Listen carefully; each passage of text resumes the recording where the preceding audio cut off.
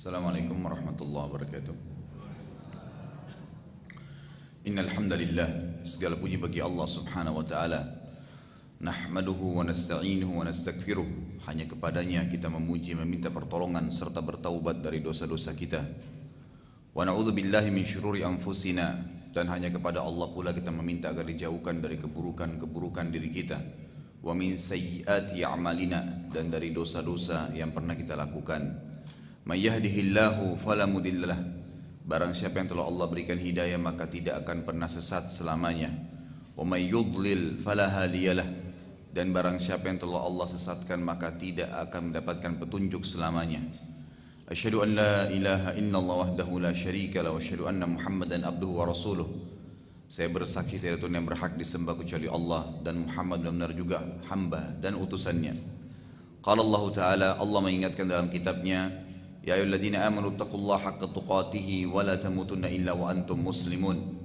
Hai sekalian orang-orang yang beriman, bertakwalah, patuhlah hanya kepada Allah satu-satunya Tuhan sebenar-benar patuh, dan janganlah sekali-kali kalian meninggal dunia kecuali dalam keadaan Islam. Di ayat yang kedua, qala Allah azza wa jalla, Ya ayuhan nasu taqu rabbakumul ladzi khalaqakum min nafsin wahidah wa khalaqa minha zawjaha وبث منهما رجالا كثيرا ونساء واتقوا الله الذي تساءلون به والأرحام إن الله كان عليكم رقيبا. Hai sekalian manusia, sekali lagi bertakwalah, hanya patuhlah kepada satu-satunya Tuhan Allah yang telah menciptakan kalian dari jiwa yang satu, yaitu Adam alaihissalam, dan menciptakan dari jiwa yang satu itu istrinya Hawa alaihissalam, dan telah banyak memberikan keturunan laki-laki juga perempuan dari keduanya. Sekali lagi bertakwalah pada Allah, hanya patuhlah kepada Allah dan jagalah hubungan silaturahim. Sesungguhnya Allah senantiasa mengawasi kalian. Di ayat yang ketiga, qala Allah Ta'ala, Ya ayyuhalladzina amanu taqullaha wa qulu qawlan sadida yuslih lakum a'malakum wa yaghfir lakum dhunubakum wa man yuti'illaha wa rasulahu faqad faza fawzan 'azima. Hai sekalian orang-orang yang beriman, sekali lagi bertakwalah, hanya patuhlah kepada Allah satu-satunya Tuhan dan pencipta, dan ucapkanlah kalimat yang benar. Niscaya Allah akan memperbaiki amal-amal perbuatan kalian, mengampuni dosa-dosa kalian. Barang siapa yang mentaati Allah dan Rasulnya, maka dia telah mendapatkan kemenangan yang besar. Amma ba'd, fa inna asdaqal hadithi kitabullah. Kita tahu sebaik-baik referensi dan rujukan adalah kitabullah, Al-Quran. Wa khairu hadyu Muhammadin sallallahu alaihi wasallam, dan sebaik-baik petunjuk setelah itu, referensi kedua setelah Al-Quran adalah petunjuk Nabi besar kita Muhammad sallallahu alaihi wasallam yang dikenal dengan As-Sunnah. Wa syarrul umuri muhdatsatuha, dan seburuk-buruk perbuatan dalam ibadah yang tidak punya rujukan dari keduanya, Al-Quran dan Sunnah. Fa inna kulla muhdatsin bid'ah, semua ibadah yang tidak punya referensi rujukan dari Al-Quran dan Sunnah dikenal dengan perbuatan baru dalam agama atau bid'ah. Wa bid'atun dhalalah, dan perbuatan baru itu yang tidak punya referensi dari wahyu akan membawa pelakunya pada kesesatan. Wa inna dalam finnar, kesesatan akan membawa pelakunya ke dalam api neraka. Muslimin dan muslimat, ikhwah akhwat rahimani rahimakumullah. Lanjutkan tema tentang as-sirah an-nabawiyah, dan memang kita akan terus berlanjut dalam tema-tema ini. Mudah-mudahan saja Anda mengikuti dari sebelumnya. Seperti biasa saya reviewkan dulu. Bahasan kita yang terakhir adalah tahun kesedihan, di mana Nabi alaihissalatu wassalam dicatat dalam sejarah, didukung dalam dakwanya. Yang paling berpengaruh dalam kejiwaan beliau ada dua orang. Yang pertama pamannya Abu Talib, yang kedua istrinya Khadijah radhiyallahu anha. Waktu Abu Talib mengalami sakit yang berat, tentu selama hidupnya dia bela Nabi sallallahu alaihi wasallam. Dia bela Nabi sallallahu alaihi wasallam karena keponakannya, cinta pada ponakannya, tapi bukan cinta pada dakwah ini gitu. Jadi adanya fanatisme saja. Makanya Abu Talib waktu diranjang kematian sempat Nabi alaihi salatu wasallam mengatakan, Ya ammi, wahai pamanku, qul la ilaha illallah uhajju bika indallahi yaumal qiyamah. Ucapkan saja dengan lisan Anda la ilaha illallah, gitu. Maka saya akan membantu Anda dengan kalimat itu di depan Allah Subhanahu wa taala. Kenapa Nabi sallallahu alaihi wasallam sini cuma mengatakan ucapkan la ilaha illallah, tidak dikatakan wa anna Muhammad Rasulullah? Ternyata para ulama mengatakan Abu Talib tidak ragu tentang kerasulan Nabi Muhammad SAW. Dia tahu ponakannya Rasul, dia tahu utusan Allah, tapi nggak mau ikut. Dia hanya dukung, dia hanya berikan bantuan karena keponakan dan bukan karena dakwah tadi. Apa yang terjadi? Abu Jahal yang sudah kita jelaskan pada pertemuan yang lalu, yang dikenal dengan Fir'aunnya umat ini, itu tiba-tiba di atas kepalanya mengatakan kepada Abu Talib, di atas kepala Abu Talib, dan berkata, wahai Abu Talib, apakah kau akan meninggalkan agamanya nenek moyangmu, terutama yang dipertahankan oleh Abdul Muttalib ayahmu? Maka kata ya Abu Talib, dia waktu sejeraknya diam, lalu dia mengatakan, wahai Muhammad, aku khawatir nanti ya dikatakan aku memusuhi kaumku. Maka akhirnya dia meninggal tidak sempat mengucapkan la ilaha illallah. Dan ini sekaligus membantah pemahaman Syiah yang sudah kita jelaskan, yang mengatakan Abu Talib ya tidak meninggal dalam keadaan ya kafir, meninggal dalam keadaan Islam. Ini berarti mereka membantah banyak sekali sabda Nabi sallallahu alaihi wasallam. Di antaranya kata Nabi SAW dalam hadis riwayat Tirmidzi dengan sanad yang sahih, ya, kalau bukan karena saya, maka Abu Talib akan berada di dasarnya api neraka bersama dengan orang-orang kafir yang lainnya. Tapi karena saya, maka Abu Talib diberikan azab yang paling ringan di neraka. Lalu Nabi SAW jelaskan bahwasanya Abu Talib akan diberikan 2 buah sendal saja dari neraka, yang pada saat diletakkan di telapak kakinya maka membuat otaknya mendidih. Hadis sahih. Dan kalau ada orang yang mengatakan Abu Talib tidak meninggal dalam keadaan Islam, dia berani mengatakan kepada Nabi Muhammad SAW, Anda salah wahai Rasulullah, gitu. Saya lebih tahu daripada Anda. Padahal itu paman Nabi, dan Nabi SAW sampaikan dengan wahyu. Masih ada orang berani mengatakan tidak, gitu kan. Ini contoh hadis. Hadis yang lain juga dikatakan dalam riwayat Bukhari bahwasanya Nabi SAW sangat sedih waktu meninggalnya Abu Talib. Sedih sekali. Allah SWT tahu kasus itu. Lalu Allah Subhanahu wa taala menurunkan ayat dalam Al-Qur'an yang sudah masyhur. A'udzubillahi minasyaitonir rajim. Innaka la tahdi man ahbabta, walakinnallaha yahdi man yasha. Engkau tidak bisa memberikan hidayah kepada siapa yang kau cintai, hai Muhammad, dan Allah hanya memberikan hidayah, dan hanya Allah yang memberikan hidayah kepada siapa yang Dia inginkan. Jadi di sini bantahan ya pemahaman yang salah mengatakan Abu Talib tidak meninggal dalam keadaan beriman.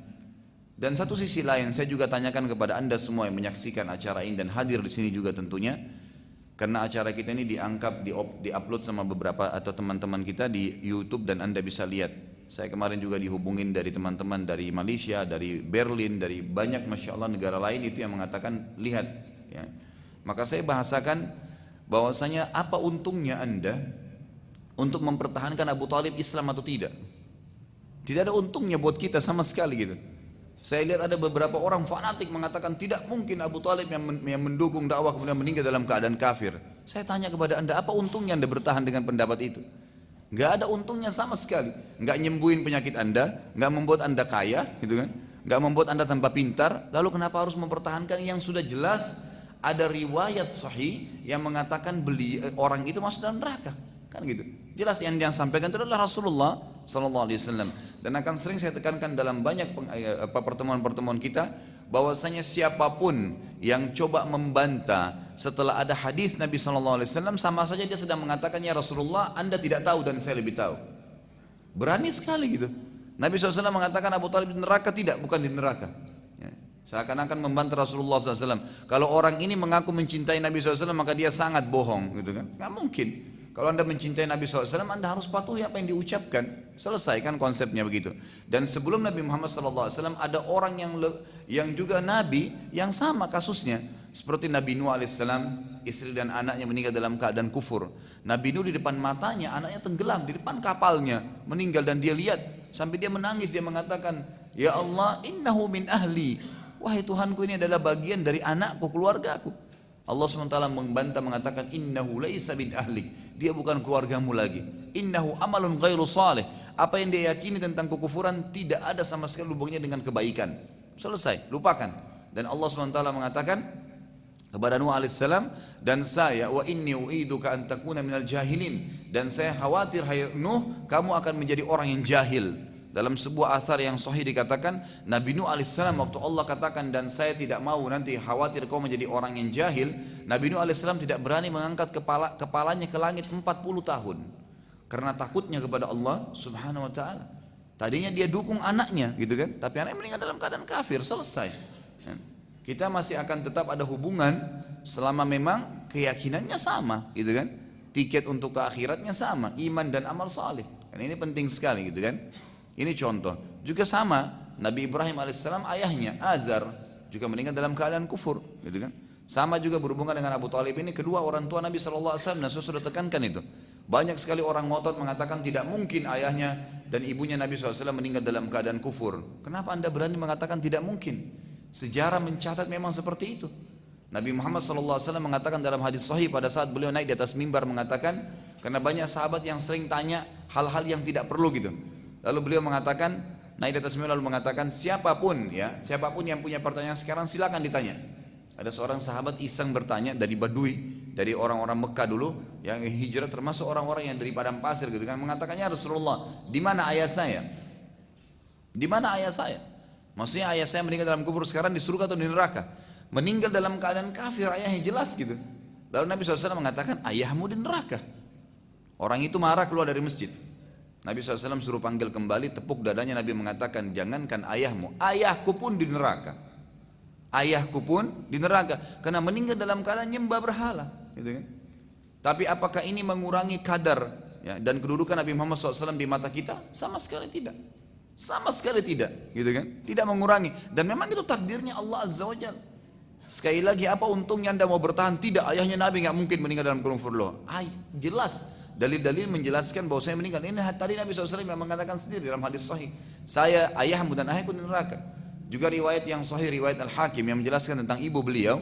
Maka Nabi SAW mengatakan, aku minta izin kepada Tuhanku untuk menziarahi kuburan ibuku di Rabwah. Rabwah itu jarak antara Mekah dan Madinah. Meninggal di sana Aminah. Lalu aku diizinkan dan aku minta kepada Tuhanku agar beristighfar untuk ibuku, aku dilarang. Nabi SAW dilarang istighfar untuk ibunya karena meninggal dalam keadaan kufur. Gitu kan? Ini dalil-dalil yang sahih. Sekali lagi, kalau ada orang yang ngotot mengatakan tidak mungkin, anda sedang mengatakan kepada Nabi Muhammad SAW, ya Rasulullah, anda tidak tahu. Ini terlalu berani terhadap ya Nabi Muhammad SAW. Sekali lagi, kejadian ini tidak akan mengurangi kadar Nabi Muhammad SAW. Baik, kurang lebih sebulan atau 2 bulan setelah meninggalnya Abu Talib, meninggallah istri tercinta Nabi SAW, Khadijah radhiyallahu anha. Istri Nabi SAW ini waktu itu satu-satunya istri Nabi ya, di Mekah, karena Nabi SAW nanti akan menikah dan poligami itu di Madinah, waktu di Mekah tidak. Waktu itu Nabi SAW terpukul dengan meninggalnya Abu Talib, maka orang-orang Quraisy makin berani menyiksa Nabi SAW. Tapi karena masih ada Khadijah, kalau beliau capek, beliau letih, beliau sedih, pulang ke rumah, Khadijah masih menyambutnya gitu kan. Dan kata para ulama juga, hikmah yang paling besar kenapa Khadijah lebih tua daripada Nabi SAW di awal dakwah, itu agar ada seorang wanita dewasa yang bisa menaungi dan bisa, bukan menaungi sebenarnya, bisa mendukung Nabi SAW. Jadi bukan anak-anak yang nanti akhirnya Nabi SAW terkuras waktunya di awal dakwah. Beda dengan pada saat hijrah ke Madinah, menikah dengan Aisyah di tahun 2 Hijriah, nanti akan kita bahas masalah itu. Itu memang Nabi SAW dakwah sudah menyebar, beliau tinggal mengekspansi saja dan butuh kepada orang seperti Aisyah yang masih muda, yang nanti Aisyah ini bisa nyebarin dakwah. Dan ternyata betul, Aisyah banyak sekali menghafal hadis dari Nabi SAW dan menjadi seorang ulamanya kaum muslimin, gitu kan? Itu kurang lebih hikmah kenapa ada Khadijah di Mekah dan kenapa nantinya ada Aisyah di Madinah. Ada yang sangat tua dari istri Nabi SAW dan ada juga yang sangat muda. Baik, setelah Khadijah radhiyallahu anha meninggal, dan sebelumnya sempat saya singgung waktu itu bahwasanya Khadijah adalah satu-satunya istri Nabi SAW ya setelah Maria itu yang memiliki anak, yang lainnya tidak punya anak. Dan ada 7 anak dari Khadijah. Itu kan ada Qasim dan Abdullah laki-laki. Sementara anak laki-laki Nabi SAW ada 3. Yang satunya adalah Ibrahim, tapi Ibrahim dari Maria Qibtiyah, dari wanita istri beliau yang dari Mesir. Kemudian ada 4 wanita yang sudah masyhur, Ruqayyah, Ummu Kalthum, kemudian Zainab dan Fatimah. Semua anak laki-laki beliau meninggal masih kecil sebelum balik. Sementara anak perempuan beliau hidup sampai menikah. Dan sudah saya tekankan bahwasanya Ruqayyah dan Ummu Kalthum menikah dengan satu suami, yaitu ya, Uthman radhiyallahu anhu. Setelah meninggal Ruqayyah, baru Nabi SAW menikahkan lagi Uthman dengan Ummu Kalthum. Sementara Zainab menikah dengan As bin Abi As, ya, radhiyallahu anhum. Kemudian Fatimah menikah dengan Ali radhiyallahu anhum ajma'in. Baik, Khadijah radhiyallahu anha terkenal sekali dengan kebaikannya dan support yang sangat besar terhadap dakwah. Dan ini sekaligus saya ingatkan kalau ada ummahat kita yang hadir di belakang sana atau akhwat kita yang suaminya dai, ambillah pelajaran dari Khadijah radhiyallahu anha. Bagaimana beliau sangat mendukung Nabi SAW dalam dakwah. Ya, Nabi SAW disokong dengan dana, biayanya, disokong dengan energinya, disokong dengan saran-sarannya, disokong dengan segalanya. Bukan seperti sebagian ummahat atau akhwat kita, baru saja suaminya terlambat dari dakwah sudah ribut, gitu kan? Bukan malahnya mendukung, bukan malah yang memberikan support. Dan ini berbeda dengan keadaan Khadijah radhiyallahu anha. Makanya ulama mengatakan sifat paling mulia dari seorang Khadijah yang harus diambil oleh setiap muslim, terutama yang suaminya dai, itu mereka mendukung suami dalam setiap kegiatan dakwah, dan bukan karena hanya sedikit sibuk ceramah saja atau nuntut ilmu di masjid, lagi terutama di rumah Allah, ya, itu maka mereka sudah merasa terganggu, mestinya diberikan support, gitu kan. Kalau masalah Anda merasa kurang waktu, insya Allah, ya, kalau saya sering bahasakan kepada istri saya, yang penting kita maksimalin waktu, akan berkah itu. Pulang, walaupun saya pulang malam jam 9, jam 10 malam, tidak ada masalah. Setelah itu kita bisa duduk ngobrol, insya Allah setengah jam, 1 jam aja duduk ngobrol, itu sudah menghilangkan kejenuhan yang sehari menunggu. Bisa sebenarnya kalau kita maksimalin, gitu kan. Cuma memang kita sendiri yang kadang-kadang diwaswas oleh syaitan untuk mengganggu, ya, kegiatan-kegiatan dakwah itu sendiri. Nabi SAW sempat berbicara atau menyebutkan dalam hadis Bukhari Muslim, beliau mengatakan, telah datang kepada saya Jibril alaihissalam dan berkata, sungguh Allah mengirimkan salam untukmu wahai Muhammad, dan sampaikan berita gembira kepada Khadijah bahwasanya ia akan memiliki istana di surga yang terbuat dari permata, dan di sana tidak ada keributan atau penuh dengan ketenangan dan tidak ada keletihan. Artinya kata para ulama hadis, ini pertama fadilah buat Khadijah radhiyallahu anha, jaminan masuk surga dan ada istana di surga. Yang kedua, ternyata istri yang mendukung suaminya dalam dakwah, yang akan memberikan supportnya, itu enggak sia-sia. Allah Subhanahu wa taala memberikan balasan yang sangat besar. Nah, dengan kematian kedua orang ini, maka Nabi SAW sangat terganggu, gitu kan, secara kejiwaan beliau terganggu. Artinya di sini kejiwaan merasa berat, karena tadinya kalau pulang ke rumah masih ada Khadijah, sekarang Khadijah meninggal. Kemudian pada saat juga di lapangan ada yang ganggu, maka Abu Talib langsung turun tangan, gitu kan.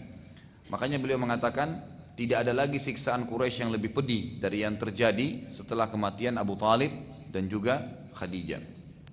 Baik, kita masuk ke poin baru pada hari ini insyaallah, yaitu dakwah ke kota Taif. Kemudian ada kisah jin Nusaybin dan juga kejadian Isra dan Mi'raj. Kita mulai dengan poin pertama, dakwah ke kota Taif. Taif adalah sebuah kota yang kurang lebih jaraknya antara 60 sampai 70 kilo dari kota Mekah. Jadi ini di pegunungan yang cukup dingin. Biasanya orang-orang di Saudi sekarang itu kalau musim panas mereka ke daerah-daerah ini, Taif, kemudian ada wilayah-wilayah di depannya, di atasnya sampai ke Abha, Baha, itu semua daerah-daerah dingin, gitu kan. Kami pernah pergi ke sana di musim panas, lagi panas-panasnya Mekah dan Madinah, di sana malah dingin, kami tidur siang hari dengan selimut, gitu kan. Jadi memang ini wilayah yang dingin seperti pegunungan, kalau kita mungkin puncak, ya. Baik, kota Taif ini menjadi target Nabi SAW setelah melihat Mekah tidak ada gunanya. Nabi SAW waktu itu berdakwah di Mekah, ya, beberapa tahun. Yang masuk Islam totalnya semua di Mekah itu 153 orang saja. 83 orang ada di Habasyah yang hijrah ke Ethiopia, dan ada 70 orang tinggal di Mekah bersama Nabi alaihissalatu wassalam. Sisi lain, selain sedikit sekali orang yang masuk Islam pada saat itu, juga siksaan dan gangguan orang-orang Quraisy makin jadi-jadi setelah 2 orang tadi meninggal itu. Sebelum meninggalnya Abu Talib, yang menyiksa dan mencaci maki hanyalah pemuka-pemuka Quraisy saja. Tapi setelah Abu Talib meninggal dengan Khadijah, maka yang menyiksa dan menghina hampir seluruh masyarakat Mekah yang kafir, baik itu orang tua, anak-anak, laki-laki, perempuan, budak, orang bebas, semua mencaci maki Islam, itu kan menghina. Karena mereka dimotivasi oleh orang-orang tua mereka atau tuan-tuan mereka atau sahabat-sahabat mereka. Oleh karena itu Nabi SAW akhirnya ingin mengembangkan dakwah dan coba wilayah lain selain Mekah. Dan yang paling tepat pada saat itu adalah kota Taif, karena paling dekat dengan kota Mekah, terjangkau dengan jalan kaki, ya. Jadi naik kuda atau unta atau jalan kaki, dan jalannya masih lebih mudah dibandingkan kota-kota lain gitu. Kalau ke Madinah itu masih butuh sekitar 3-4 hari pada zaman itu ya, kalau naik kuda. Kalau jalan kaki mungkin bisa lebih lama lagi, mungkin bisa seminggu bahkan lebih. Kalau ke kota Taif berbeda. Dan perlu anda tahu bahwasanya Nabi SAW ke kota Taif ini jalan kaki, tidak pakai kendaraan. Sejarak 60-70 kilo itu jalan kaki. Itu sangat jauh sebenarnya. Tapi Nabi SAW begitulah berdakwah. Di awal Islam itu butuh juhud yang luar biasa. Makanya di awal dakwah itu memang butuh juhud. Ada orang kadang-kadang dai-dai kita ini mau gencar berdakwah di satu masjid, setelah apa? Ada dai-dai lain yang sudah membuka jalan, baru dia mau. Awalnya nggak mau nyentuh masjid, kan gitu. Awalnya merasa nggak usah di sana banyak ahli bid'ah, di sana banyak orang syirik, di sana banyak begini. Loh terus siapa yang mau mendakwai mereka kalau anda tidak mau? Mestinya anda masuk di sana gitu kan. Bahkan kalau kita menjadi pemicu awal, insya Allah maka setiap orang yang datang setelah itu sudah aman, gitu kan. Sudah tidak ada masalah, malah lebih mudah dan kita akan panen pahalanya. Baik, Nabi SAW pada saat itu berjalan kaki, disebutkan dalam sejarah dan riwayat-riwayat yang sahih, menuju ke kota Taif sampai beliau tiba di sana, tapi tidak disebutkan berapa hari baru tiba. Ya, karena Nabi SAW tidak sampaikan itu, maka yang cukup adalah beliau tiba di kota Taif. Lalu beliau langsung bertemu dengan pemuka Taif. Dan ini termasuk strategi dakwah yang bagus. Kalau kita masuk ke satu lokasi dan kita dikenal, cari tokoh masyarakatnya siapa. Karena kalau tokoh masyarakatnya bisa didakwahi, maka lebih mudah mendakwahi masyarakatnya umumnya. Tapi kalau langsung ke masyarakat dan tokohnya nolak, maka dia bisa nanti menggejolakkan masyarakatnya untuk nolak dakwah itu. Nabi SAW segera ke pimpinan kota Taif, yang pada saat itu kebetulan terdapat 3 orang ya, yang menjadi pimpinan kota Taif. Sebenarnya ayahnya mereka yang raja, tapi ayahnya meninggal dan ketiga ini jadi pemimpin. Ya. Tidak ada yang menggantikan ayahnya, tapi tiga-tiganya menggantikan ayahnya. Yang pertama bernama Abdul Yalail, dan yang kedua Mas'ud, yang ketiga Habib. 3 orang ini terkenal kepala suku daripada atau pimpinan kota Taif. Abdul Yalail, Mas'ud dan Habib. Baik, ketiga orang ini pada saat ayah mereka Amr bin Umarah, ini raja kota Taif, meninggal dunia, maka ketiganya menjadi pemimpin. Nabi SAW minta izin untuk menyampaikan dakwah beliau, lalu diizinkanlah oleh mereka. Pada saat itu Nabi SAW karena salah satu tokoh masyarakat Makkah, jadi dia sambut. Setelah disampaikan tentang Islam pada mereka, Nabi SAW membacakan ayat-ayat Al-Quran gitu kan. Maka yang paling pertama muncul di benak 3 orang ini, karena Nabi SAW mengatakan kan, ikuti saya. Kata-kata ikuti saya, dengan mengimani ada Tuhan namanya Allah, tidak ada Tuhan yang berhak disembah kecuali Allah, jangan sembah berhala, dan saya utusan Allah. Apa hukum yang saya tentukan dari wahyu Allah, maka wajib dipatuhi. Yang pertama muncul di benak 3 orang ini, kerajaannya akan hilang. Jadi mereka mengira bahwasanya Nabi SAW itu akan merebut kerajaan mereka, dan ketiga ini akan tunduk kepada Nabi SAW sehingga mereka tidak jadi raja lagi. Itu yang muncul di benak mereka. Padahal sebenarnya sebagaimana kita sudah tahu bersama-sama, setiap kali Islam diekspansi di sebuah lokasi, tidak ada perebutan lokasi. Makanya kita lihat di zaman Nabi SAW itu nanti ada, atau kita sudah pelajari sebenarnya sebelumnya ya, ada Bazan ini adalah salah satu gubernurnya ya, Raja Persia di Yaman, atau lebih tepatnya di Bahrain, gitu kan, di Jazirah Arab juga. Waktu Nabi SAW mendakwai dia dan dia masuk Islam, Nabi SAW tidak ganggu, nggak pernah minta sumbangan dari Bazan, nggak pernah suruh Bazan turun dari jabatannya, nggak pernah. Syahadat selesai, inilah hukum Allah, terapin. Kamu sholat, kamu zakat, kamu ini haji, disebutin, selesai. Nggak pernah diganggu kerajaannya. Bahkan Nabi SAW tidak pernah mengutus sahabat untuk tinggal di Bahrain pada saat itu, atau di jazirah yang dikuasai oleh Bazan. Dan begitulah Islam memang. Jadi kalau kita ekspansi Islam ke satu negara, kita nggak minta kerajaannya direbut, enggak kok, gitu kan? Dia cuma diminta mereka syahadat, terapkan hukum Allah, jalani sekarang, tetap jadi pemimpin. Ya tetap jadi pemimpin, yang kepala suku tetap jadi kepala suku gitu kan, yang jadi pimpinan yayasan, organisasi, silahkan tetap, tapi jalankan hukum Islam, itu hanya hukum Allah SWT yang ingin disampaikan gitu.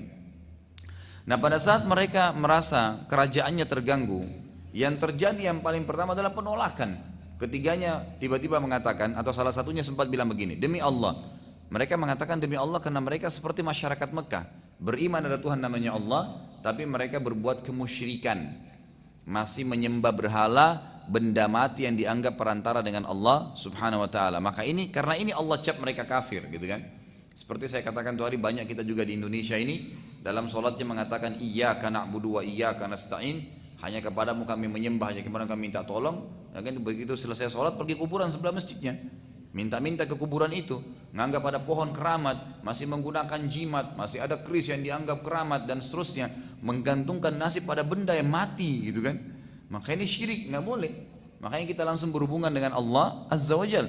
Kata Nabi SAW dalam hadis Sahih riwayat Tirmidzi, hendaklah seseorang di antara kalian meminta kepada Tuhannya apapun, termasuk tali sendalnya yang putus. Langsung minta kepada Allah Azza wa Jalla. Nggak butuh perantara Allah itu, nggak ada operatornya. Langsung setiap saat bisa berdoa kepada Allah Subhanahu wa Ta'ala. Dia mengatakan, demi Allah, aku tidak akan beriman padamu walaupun dinding Ka'bah runtuh. Karena dia anggap kerajaannya akan direbut, gitu kan. Jadi dia langsung menolak spontan gitu. Yang satu lagi berkata, demi Allah aku tidak akan mengajakmu berbicara lagi, saya tidak mau dengar lagi, cukup. Dan yang ketiga mengatakan, bila engkau benar Nabi, maka sungguh berbahaya aku bicara denganmu. Kenapa? Karena kerajaanku bisa kamu rebut, gitu kan. Dan bila engkau bukan Nabi, maka engkau sangat hina sehingga tidak pantas bicara denganku. Ketiganya menolak, Dan ini juga pelajaran besar. Ternyata Nabi Muhammad SAW saja berdakwah ditolak, gitu kan. Jadi kalau antum sedang menyampaikan sebuah hadis, sebuah ayat, ngajak orang untuk berubah, ternyata belum diterima, ya nggak apa-apa, sabar, gitu kan. Nggak bisa, karena target dakwah adalah penyampaian dan bukan penerimaan. Kalau kita targetnya orang harus terima, kita kecewa kalau orang nggak mau dengar, gitu kan. Padahal hidayah dengan Allah Subhanahu Wa Taala. Nabi Muhammad SAW seorang nabi, bukan jadi sosok dai saja ya. Nabi jelas-jelas datang ke kota Taif, tokoh masyarakat Mekah, lalu menyampaikan dakwah dengan beliau yang sampaikan langsung, bukan dai, tapi Nabi SAW sampaikan ini ayat Allah, ini, dan Rasulullah yang bicara, masih ditolak, gitu kan. Jadi sangat normal kalau seorang dai ceramah, dakwah kemudian tidak diterima, itu normal. Yang penting yang anda sampaikan itu adalah kebaikan, insya Allah dengan keikhlasan akan ada penerimaan, gitu kan.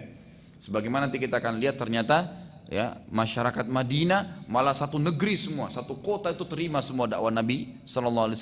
Sementara masih ada kota-kota lain yang tolak, tapi ada kota-kota lain yang menerimanya.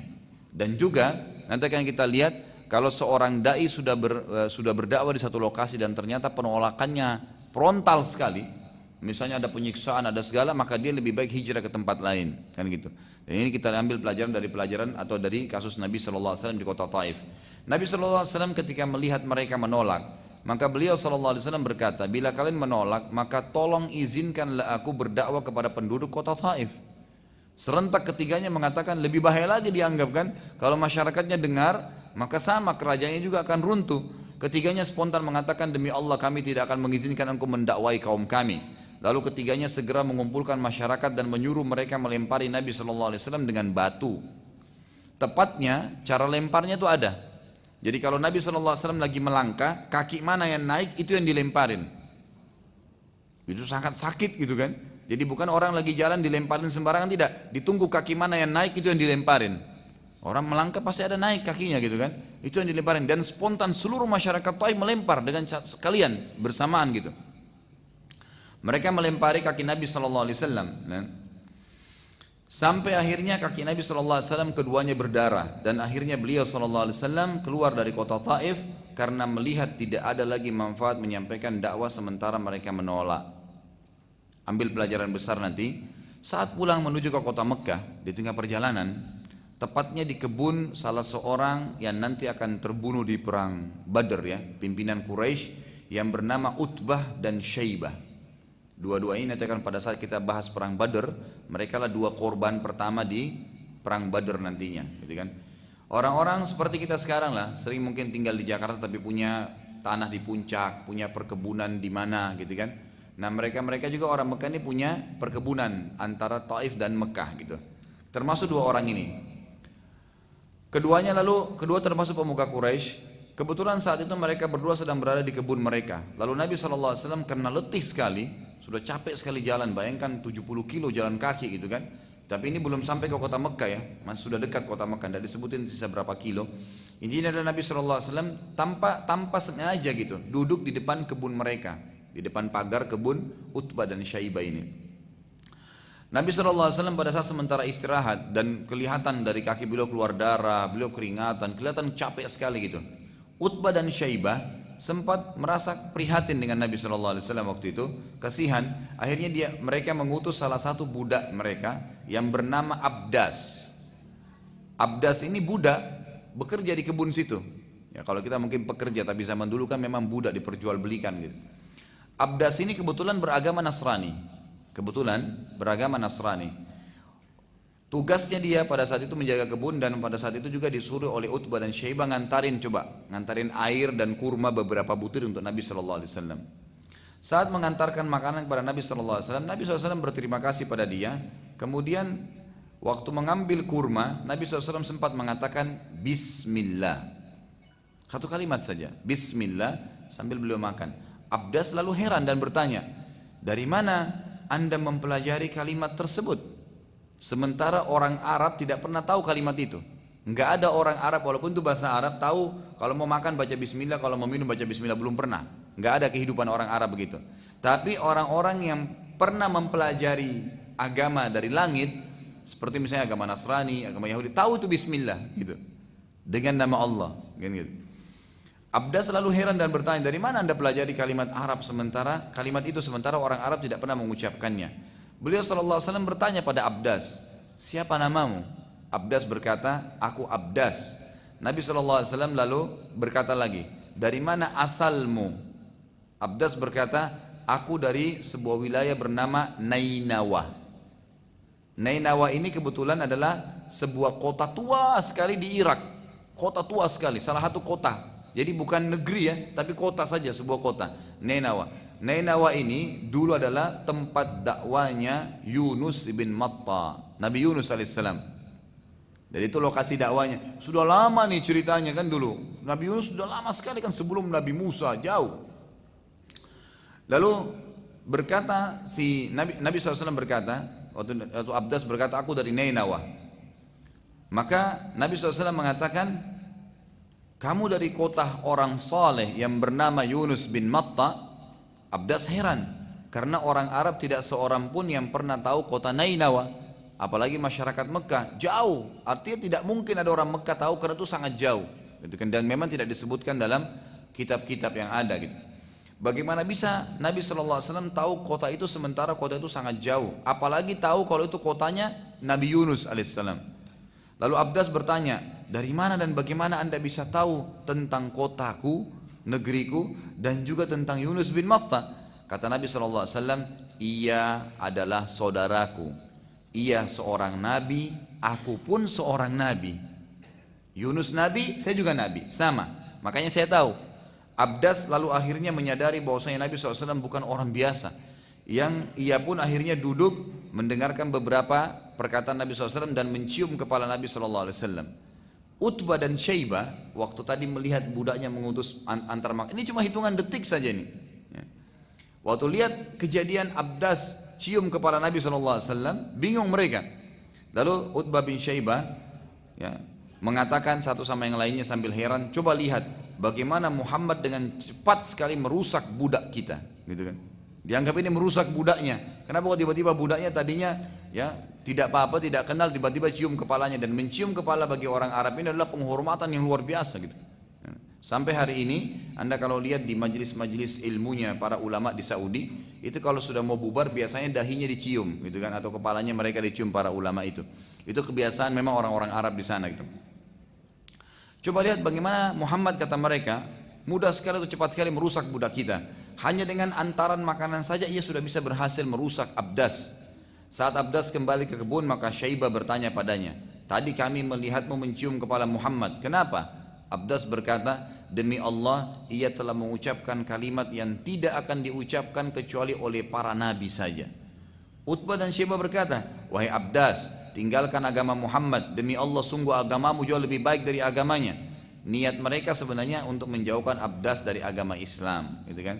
Dan memang sebenarnya karena Abdas ini juga orang yang awam, berarti tidak kental memahami agama Nasrani, dan dia patut dikatakan oleh Syaibah dan Utbah, lebih baik kau dengan agamamu saja, maka dia hanya tertarik dengan perkataan itu dan tidak berlanjut lagi komunikasi dengan Nabi alaihi salatu wassalam. Itu kurang lebih kisah pada saat Nabi SAW kembali ke kota Mekah. Baik, berlanjutlah pada saat itu, melihat kondisi yang sangat sulit, ya, Nabi SAW berdoa kepada Allah Subhanahu Wa Taala. Di situ di depan kebunnya Utbah dan Syaibah. Dia berpikir, kalau saya kembali ke Mekah ditolak dakwah, ke kota Taif ditolak dakwah, apa yang saya harus lakukan sekarang?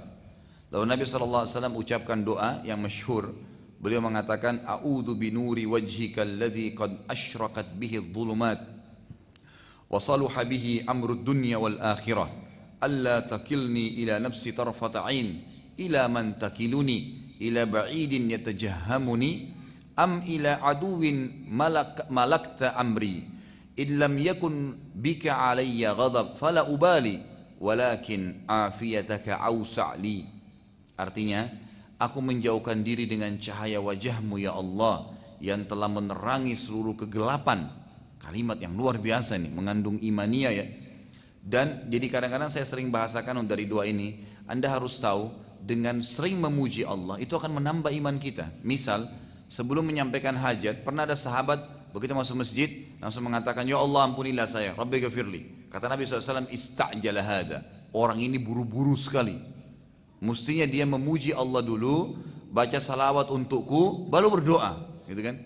Jadi misal contoh, Anda kalau mengatakan pas mau berdoa, mengatakan ya Allah, Zat yang telah menciptakan aku, Zat yang telah mengizinkan aku untuk mengucapkan kalimat-kalimat doa ini, Zat yang telah mengizinkan aku bisa menghirup udara sekarang, Zat yang telah menciptakan semua yang aku lihat dan aku tidak lihat. Kalimat-kalimat pujian kepada Allah ini, itu akan menambah iman. Makanya makin panjang pujiannya makin bagus, gitu kan? Bukankah kalau kita baca Al-Fatihah, Alhamdulillahirabbil alamin, pujian kepada Allah tuh. Segala puji Tuhan alam semesta Allah, Ar-Rahmanir Rahim yang Maha Pengasih, Malik Yaumiddin, rajanya pada hari kiamat, Iyyaka na'budu wa iyyaka nasta'in. Itu pujian kepada Allah. Hanya kepadamu kami menyembah, kami minta tolong, baru kita minta doa. Ihdinas siratal mustaqim. Puji dulu Allah Azza wa Jalla. Ini akan penting sekali. Perhatikan doa Nabi. Nabi SAW cuma ingin menyampaikan hajatnya kepada Allah. Saya repot nih ya Allah. Tapi apa yang dia katakan? Aku menjauhkan diri dengan wajahmu yang telah menerangi seluruh kegelapan dan menjadi kebaikan dalam segala urusan dunia dan akhirat. Maksudnya dengan petunjuk dari Allah, maka saya bisa tahu bagaimana menjalani kehidupan dunia dan akhirat ini. Janganlah engkau membiarkan aku mengambil keputusan sekecil apapun tanpa izinmu ya Allah. Pada siapakah engkau akan membuat aku bergantung, wahai Tuhanku? Ke masa depankah yang belum aku ketahui, atau pada musuh yang telah engkau gantungkan nasibku pada mereka? Bila engkau tidak murka padaku, maka aku tidak akan peduli dan rahmatmu lebih aku butuhkan. Ini doa Nabi SAW waktu dalam kondisi beliau sangat capek, beliau sangat letih, kakinya sudah berdarah, nggak tahu harus berdakwah kemana lagi pada saat itu ya. Istrinya sudah meninggal, ya kan? Kemudian pamannya meninggal, kondisinya sangat luar biasa. Setelah berdoa dengan tulus dan cukup panjang, ada doa-doa yang lain Nabi SAW sebutkan, tapi tidak semua dinukil dalam buku-buku sirah. Akhirnya Allah SWT mengutus Jibril AS yang datang bersama malaikat lain pada saat itu, dan malaikat ini adalah malaikat penjaga gunung. Jibril AS lalu berkata, wahai Rasulullah, sesungguhnya Allah Subhanahu Wa Taala telah mengutus bersamaku malaikat yang bertanggung jawab atas gunung-gunung ini. Kalau anda nanti satu waktu, misal Allah takdirkan ke kota Taif, saya kebetulan alhamdulillah sudah beberapa kali, antara Mekah ke Taif itu gunung banyak sekali, gunung-gunung batu. Jadi kita masuk di lereng-lereng gunung tuh, gunung-gunung semua. Dia dari Mekah di bawah, Taif itu di atas sekali, dan itu banyak sekali gunung. Mungkin kalau kita bisa katakan puluhan bahkan ratusan gunung, iya, banyak sekali gitu. Yang mengurus gunung-gunung seluruh bumi ini adalah satu malaikat ini yang diutus oleh Allah SWT. Kata Jibril AS, wahai Rasulullah, sesungguhnya Allah SWT telah mengutus bersamaku malaikat yang bertanggung jawab atas gunung-gunung. Bila anda ingin, mintalah agar menyatukan gunung-gunung antara Mekah dan Taif sehingga dua-duanya hancur. Kalau anda mau sekarang minta sama Allah, ya Allah, ini Taif dan Mekah tolak saya. Maka malaikat ini tinggal pertemukan gunung-gunungnya, hancur semua, habis ceritanya. Mau nggak seperti itu?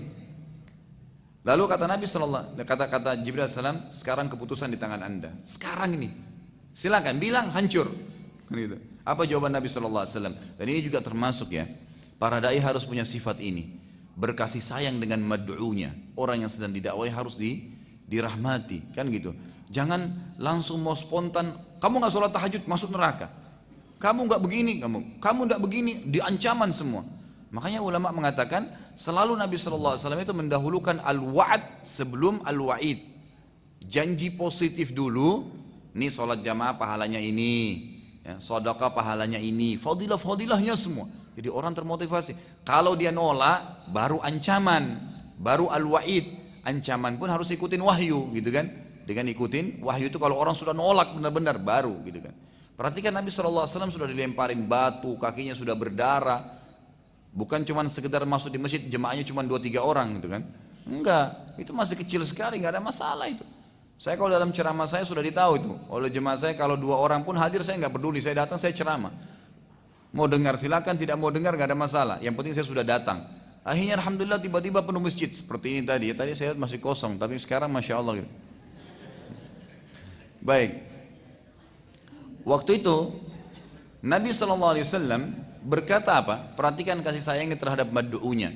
Beliau tidak ingin buru-buru menurunkan azabnya Allah karena penolakan. Karena manusia kadang-kadang memang punya godaan syaitan, punya masa di mana dia jenuh, di mana dia bisa menerima dakwah, kapan dia bisa terima, kapan tidak, ada saat-saatnya semua. Maka kata Nabi SAW, tidak. Tetapi aku akan bersabar dan berharap agar Allah Subhanahu wa taala mengeluarkan dari keturunan mereka orang-orang yang beriman kepada Allah. Maka kata para ulama, karena Nabi SAW menolak penyiksaan tadi, keluarlah dari kota Taif. Cukup 1 orang sebenarnya. 1 Taif sekarang kan sudah beriman. Sekarang sudah beriman, kota beriman luar biasa. Tapi pada saat itu keluar 1 orang yang kita sudah kenal semua namanya. Kalau baca hadis pasti tahu, Abu Hurairah. Abu Hurairah ini dari kota Taif.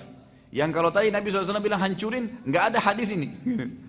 Karena beliau penghafal hadis yang luar biasa gitu kan. Itu dari kota Taif, dari suku Daus namanya. Itu suku Daus, suku aslinya kota Taif. Keluar seorang orang Abu Hurairah yang datang ke Madinah beriman gitu kan. Lalu menghafal, tiap hari kerjanya itu cuma tunggu depan rumah Nabi. Nabi SAW keluar, dilihat cara jalannya bagaimana, pakai baju apa, sisir rambutnya seperti apa yang Nabi ucapin, semua gitu kan. Semua beliau ikutin radhiyallahu anhu. Itu contoh. Dari Mekah juga keluar, kan ini 2 kota. Ada Abu Bakar, ada Umar, ada Uthman, ada Ali, ada Talha, ada Zubair, ada sahabat-sahabat yang mulia. Keluar semua dari generasinya banyak beriman kepada Allah. Bahkan kita akan pelajari nanti dalam pembebasan kota Mekah dari kekufuran, itu Abu Sufyan sendiri pimpinan Quraisy masuk Islam, gitu kan? Karena kesabaran Nabi SAW, gitu kan? Jadi dakwah sabar memang, harus sabar. Sabar itu dalam ketaatan kepada Allah, beribadah, sabar juga dalam kemaksiatan. Jangan sampai terus dengan kemaksiatan, butuh kesabaran. Maka sabar dalam hal ini penting sekali. Yang penting kita benar, lalui saja jalannya, insya Allah akan ada fa inna ma'al usri yusra. Di setiap ada kesusahan akan ada kemudahan. Ada yang tolak, ada yang terima, otomatis gitu. Baik. Saat tiba di Mekah, Nabi SAW sempat ragu karena khawatir. Beliau sebagai fitrah, sebagai manusia, khawatir gitu kan. Sekarang kondisinya akan diganggu dan disiksa karena sudah tidak ada lagi pembelanya. Hampir seluruh orang Mekah, musyrik Mekah selain sahabat-sahabat itu membenci Nabi SAW dan dakwah. Maka beliau pun SAW sempat menyurati seseorang tokoh Quraisy yang bernama Ahnas, ya, bin Shuraik. Ini salah satu pemuka Quraisy yang memang kalau dia memberikan perlindungan biasanya didengar gitu. Tapi pada saat surat sampai kepadanya, Ahnas lalu membalas surat Nabi SAW dan bahwasanya aku bersama Quraisy, yang berarti aku tidak bisa melindungimu. Lalu Nabi SAW berpikir lagi, siapa kira-kira pemuka Quraisy yang bisa diminta perlindungan? Lalu beliau menyurati lagi seseorang bernama Suhail bin Amr. Suhail bin Amr ini yang menulis kesepakatan Hudaybiyah nanti. Kita akan pelajari nanti insya Allah. Itu sebelum haji wada ada namanya kesepakatan Hudaybiyah gitu kan. Suhail pun sempat menolak dan berkata, aku bersama dengan Quraisy, nggak bisa. Kalau Quraisy semua memerangi kamu, saya juga ikut memerangi kamu. Lalu Nabi SAW coba menyurati lagi seseorang bernama Mut'im bin Adi. Ini juga salah satu pemuka Quraisy lagi. Dan ini salah satu dari 5 orang yang sempat mencabut ya kesepakatan pemboikotan ya Abu Talib dengan suku-sukunya yang sudah kita pelajari pertemuan yang lalu sebelum tahun kesedihan gitu. Lalu dikatakan orang ini kebetulan punya pribadi yang memang lebih mendahulukan kemuliaan daripada permusuhan, maka Mut'im pun setuju. Dan Nabi SAW sempat memasuki Mekah karena perlindungan Mut'im bin Adi. Keesokan harinya Nabi SAW tawaf di Ka'bah dan Mut'im bin Adi membawa keenam anak laki-lakinya semua. Dan anak laki-lakinya dan Mut'im ini memakai perlengkapan perang, pedang, perisai, jalan. Nabi SAW lagi tawaf didampingi oleh Mut'im dengan keenam anak laki-lakinya. Dan Quraisy menyaksikan hal tersebut. Abu Jahal lalu mendatangi Mut'im seraya berkata, dia tahu, Abu Jahal tahu ini Mut'im adalah tokoh Quraisy, nggak mungkin bisa dibendung gitu. Lalu dia mengatakan, wahai Mut'im, apakah engkau jadi pengikutnya atau hanya melindungi? Kata Mut'im, melindungi. Kata Abu Jahal, demi Allah bila engkau telah menjadi pengikutnya, maka pasti kami akan memerangimu. Tetapi bila engkau hanya melindungi, itu hakmu. Dan inilah rahasia kenapa Nabi SAW bisa masuk ke Mekah lagi. Awalnya sudah sulit sekali gitu. Namun keadaan muslimin pada saat itu sudah sangat terpojok, maka Nabi SAW mulai mencari dukungan dan lahan dakwah baru yang lain selain Taif dan Mekah. Akhirnya Allah Subhanahu Wa Taala ingin meringankan untuk Nabinya SAW, maka Allah mengutus kepada beliau bukan lagi golongan manusia, tapi golongan jin yang dikenal dengan jin Nusaibin. Jadi saya katakan tadi di poin kita ini ada dakwah kota Taif ini sudah selesai. Sekarang kita pindah ke poin kedua adalah jin Nusaibin. Dan setelahnya kita akan masuk ke kisah Isra dan Mi'raj. Baik. Suatu hari Nabi SAW merasa sedih sudah di Mekah, nggak bisa lagi berdakwah, nggak ada orang yang mau terima. Tinggal sahabat yang sudah masuk Islam saja itu yang difokus. Yang lain sudah nolak. Yang budaknya, yang orang terkenalnya, semua sudah tidak ada yang mau. Suatu hari Nabi SAW keluar dari kota Mekah ingin beribadah, karena terganggu di Mekah nggak bisa, beliau keluar. Yang ditemani oleh seorang sahabat yang mulia dan bernama Abdullah bin Mas'ud radhiyallahu anhu, yang terkenal sahabat yang mulia.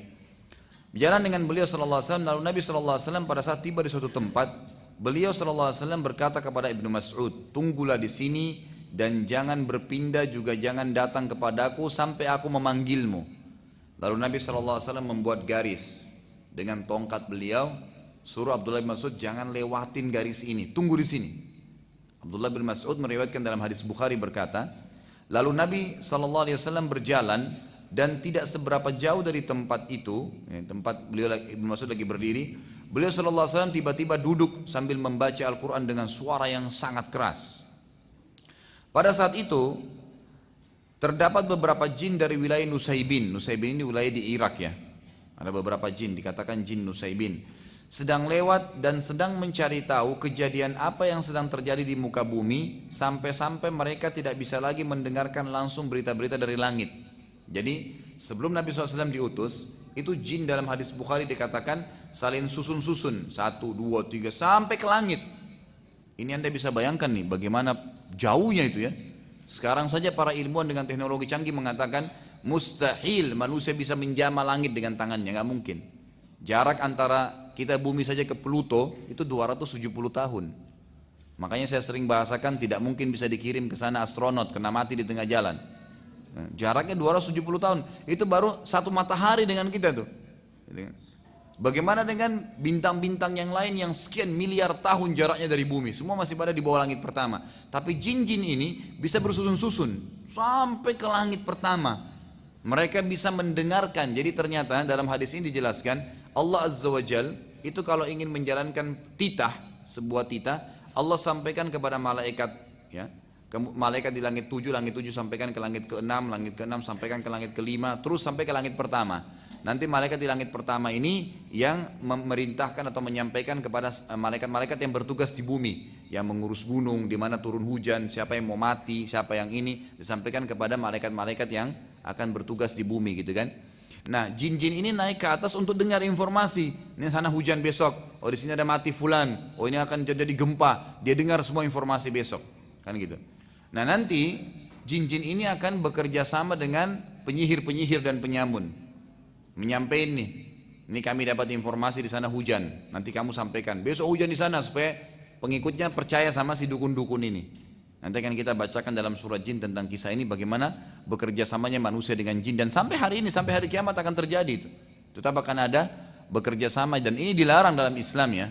Perlu Anda ketahui bahwasanya tidak boleh interaksi dengan jin dengan alasan apapun, gitu kan.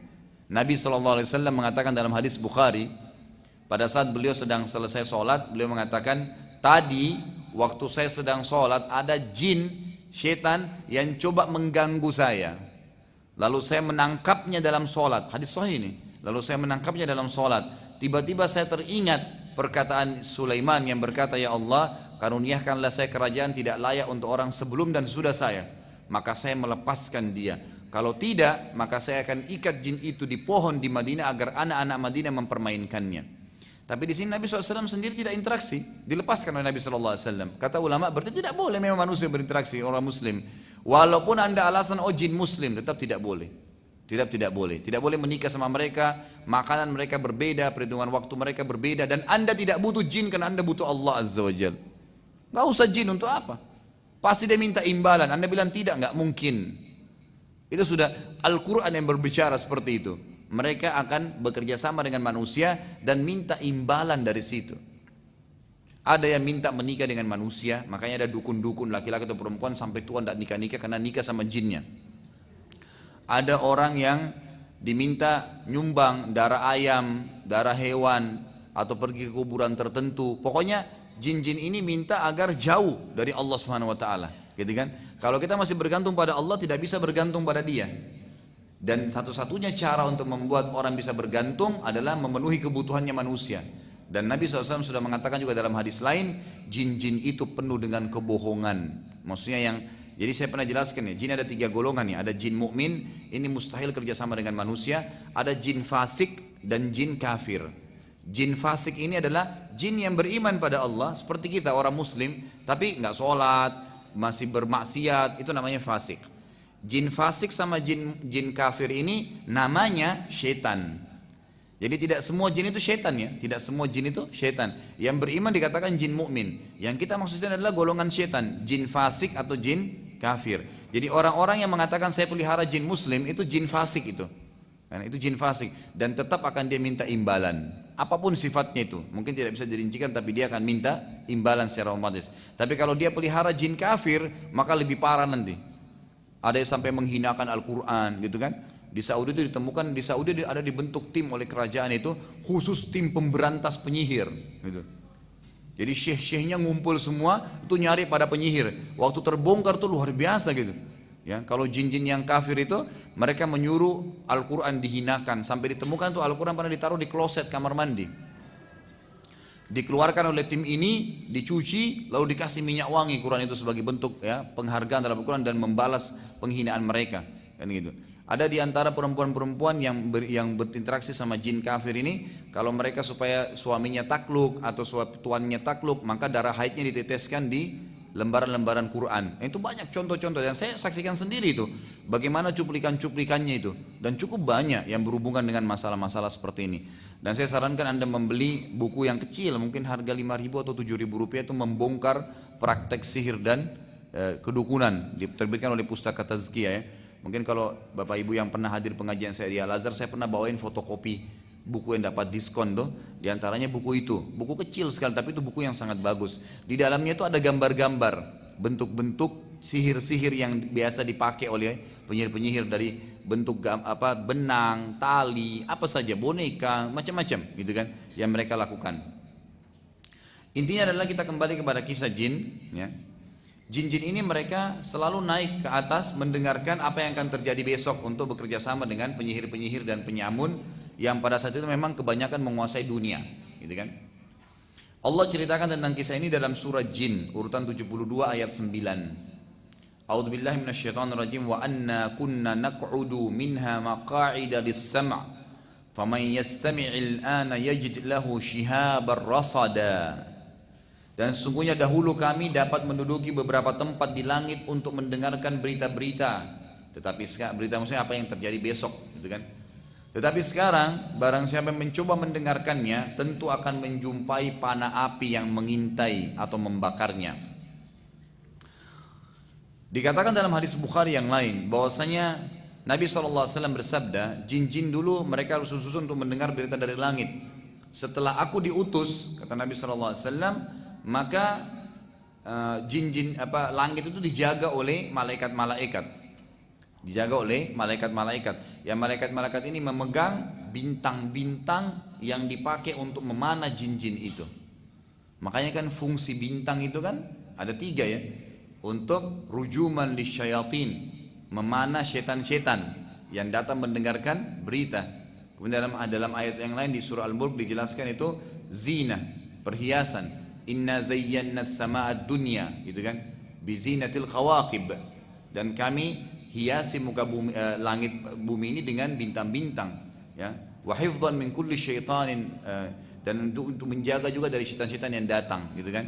Kemudian fungsi yang ketiga adalah menjadi petunjuk bagi orang di lautan, di mana-mana itu fungsi bintang-bintang. Fungsi bintang-bintang itu yang dijelaskan oleh Allah Subhanahu wa taala. Baik. Saat Nabi sallallahu alaihi wasallam ya sedang membaca Al-Qur'an tadi, ternyata jin-jin dari Nusaybin ini kan lagi keliling di muka bumi. Mereka sempat bilang dari lanjutan hadis Bukhari tadi, lalu jin-jin ini berkata, pasti ada penyebabnya. Kenapa langit sekarang dijaga? Dulu sebelum Nabi Muhammad SAW itu tidak ada. Boleh sama Nabi Musa, Nabi Daud, semua Nabi sebelum Nabi Muhammad SAW itu mereka masih bisa dengar.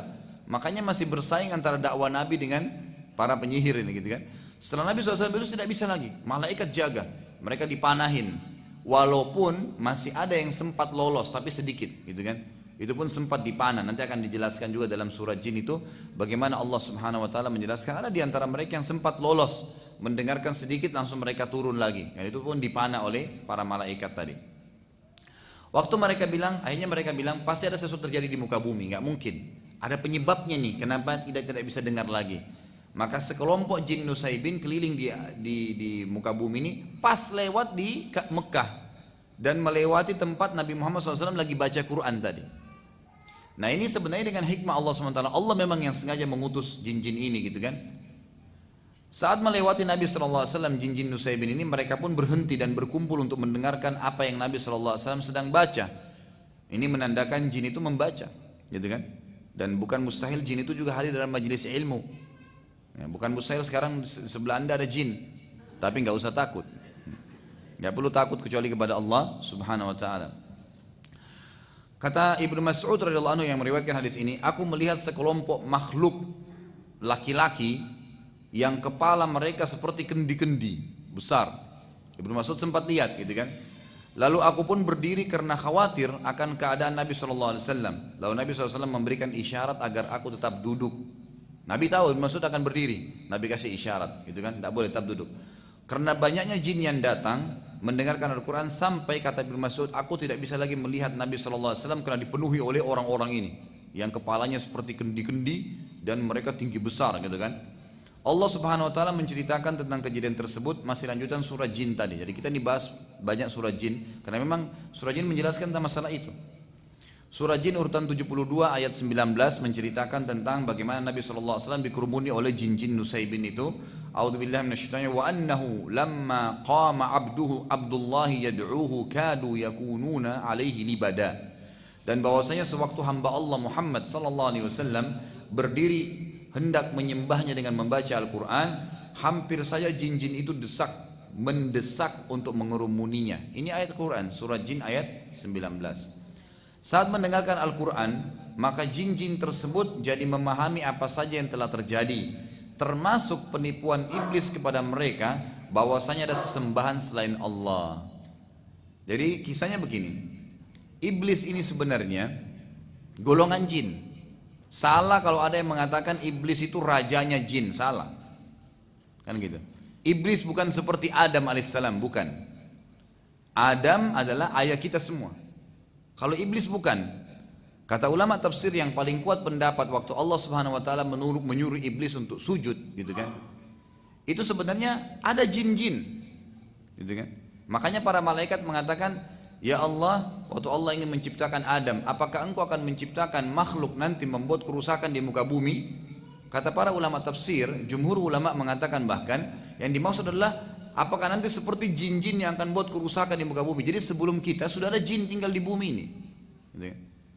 Hewan-hewan itu sudah ada. Allah Subhanahu wa taala sudah ciptakan. Tumbuh-tumbuhan itu sudah ada. Manusia datang nyusul setelahnya. Karena awalnya manusia diciptakan oleh Allah Subhanahu wa taala itu di surga, Nabi Adam AS di surga, kan gitu. Jadi memang ini bumi berbeda, bukan memang belum kita ada di sini gitu. Tapi jin-jin sudah ada. Makanya Allah SWT mengatakan apa tentang iblis? Kana minal jinni fa fasaqa an amri rabbi. Kana minal jin maksudnya iblis itu salah satu dari golongan jin, bukan pimpinannya. Fafasaqa an amri rabbih, tapi dia tidak mau ikuti patuh perintah Tuhannya. Nah, kata sebagian ulama tafsir juga, ternyata waktu Allah Azza wa Jalla menciptakan Adam, yang hadir di situ iblis. Masih ada jin-jin lain yang tidak hadir, gitu kan? Nah, waktu Nabi SAW membaca Al-Quran ini, ternyata iblis ini membuat propaganda di antara jin-jin. Di antaranya, dia mengatakan bahwasanya ada Tuhan selain Allah. Syirik, berbuat syirik, didakwai itu. Dan dia mengajak agar orang-orang bisa atau jin-jin bisa ikut dengan dia. Dan perlu Anda tahu, yang menjadi pasukannya iblis sekarang ini, ya, yang paling banyak itu keturunannya dia. Jadi keturunan dia, bukan jin umumnya. Karena jin banyak yang beriman dan tidak mau ikut dengan dia, tidak mau ikut dengan iblis. Nanti akan kita jelaskan dalam surah Jin ayat 1 sampai ayat 18 menceritakan masalah itu. Kita akan baca panjang lebar sebentar gitu kan. Tapi ini membuktikan bahwasanya iblis itu bukan pimpinan, bukan raja jin seperti sering digambarkan gitu kan. Tidak, dia salah satu dari golongan. Dan iblis sangat lemah. Garis bawah ini, iblis sangat lemah. Begitu juga pengikutnya. Makanya Allah mengatakan, inna qaidash syaitani kana dha'ifa. Golongan syaitan itu sangat lemah, mereka tidak bisa buat apa-apa gitu loh. Lemah, tidak bisa buat apa dengan manusia. Yang bisa cuman bisikin, cuman apa, membuatlah bisikan, ya, tiupan sehingga kita mengantuk kalau mau ibadah. Tidak bisa apa-apa. Jin tidak bisa menjelma pegang tangan kita suruh kita berzina, nggak bisa. Dia nggak punya kekuatan untuk itu. Allah SWT sudah batasi, jadi sangat lemah. Allah sudah mengatakan lemah. Kekuatan dia cuma satu, menakut-nakuti manusia. Seakan-akan sudah sesuatu yang menakutkan, tidak. Kalau orang yakin dan faham ini, dia tidak akan takut kecuali kepada Allah Azza wa Jal. Kalau Anda lagi jalan sendiri, Anda ketakutan itu dari syaitan, permainan iblis dan pengikutnya, gitu kan? Anda harus yakin ada Raqib dan Atid yang sama, dia tidak kelihatan, gitu kan? Yang sedang mendampingi kita. Ada Allah Azza wa Jalla menciptakan semua, sedang mengawasi kita dan tahu. Allah Maha mendengar, Maha mengetahui, dan Allah Subhanahu wa taala jauh lebih kuat daripada semua ini. Itu tidak ada apa-apanya jin itu. Baik. Waktu mereka sudah mulai berkumpul di sisi Nabi sallallahu alaihi wasallam, akhirnya mereka jadi faham, jin-jin ini jadi faham, selama ini iblis sudah menipu mereka yang mengatakan ada sesembahan selain Allah. Nanti akan kita baca ayat surah Jin, bagaimana jin-jin ini mengatakan wa kana safihuna, dan dulu orang bodoh dari kami, maksudnya iblis. Dia mengatakan Allahi syatata, dia mengatakan bahwasanya Allah itu masih ada sekutunya. Dan jin ini tidak tahu, mereka ikut-ikutan saja. Setelah turun Al-Quran, mereka dengar Al-Quran, baru mereka faham ternyata iblis menipu mereka. Dan dalam hadis lain saya katakan tadi, paling banyak mengikuti iblis adalah anak cucunya. Sebagaimana dalam hadis Bukhari Muslim, bahwasanya Nabi SAW bersabda, iblis memiliki singgasana di atas lautan, dan ia ingin menyaingi Allah, dan tidak akan pernah bisa dia menyaingi Allah, karena Allah singgasananya di atas air. Maka dia juga sengaja di lautan, gitu kan. Kemudian tiap hari, tiap saat anak cucunya, kata-kata anak cucu perhatikan ya, melapor perbuatan-perbuatan mereka. Ada yang mengatakan saya baru membuat orang berantem, saya baru membuat orang bohong, saya baru membuat orang riba, mencuri, segala macam-macam. Bagi iblis semua dianggap laporan biasa. Sampai ada anak cucunya yang mengatakan saya baru menceraikan suami istri. Diangkat oleh iblis, didudukkan di sebelah singgasananya, karena dianggap itu prestasi paling tinggi. Makanya Anda harus tahu, iblis paling senang perceraian. Jadi jangan pernah cerai. Godaannya apapun, isti'adzah, lawan, perbaikin. Tantangan hidup Anda itu, gitu kan? Kenapa harus cerai? Perbaikin. Kalau emang jelas-jelas dia fasik, memang ahli maksiat, tidak bisa dipertahankan, silakan. Kalau memang orang baik, untuk apa dicerai, gitu kan? Dan untuk apa bercerai? Itu syaitan semua. Kadang-kadang masalah kecil mungkin gara-gara air segelas bisa jadi masalah besar dalam rumah tangga. Karena kata para ulama, kalau di luar rumah tangga itu satu syaitan yang goda Anda, dalam rumah tangga bisa 1000, gitu kan? Macam-macam bisa dimasalahkan oleh iblis ini. Baik, sekali lagi, jadi iblis bukan rajanya syaitan, bukan rajanya jin, tapi dia pimpinan para syaitan. Betul memang, pimpinan para syaitan. Siapa syaitan? Golongan jin yang fasik dan orang jin yang kafir. Pengikut dia kebanyakan anak cucunya. Ada juga dari golongan jin tapi yang fasik, yang bukan keturunan dia ada. Jadi bukan iblis satu-satunya sumbernya, bukan seperti Adam. Penting ya, kalau manusia dari Adam dan Hawa, tapi jin bukan semua dari iblis. Dalilnya adalah Allah SWT ceritakan dalam surah Jin urutan 72 ayat 1 sampai ayat 18.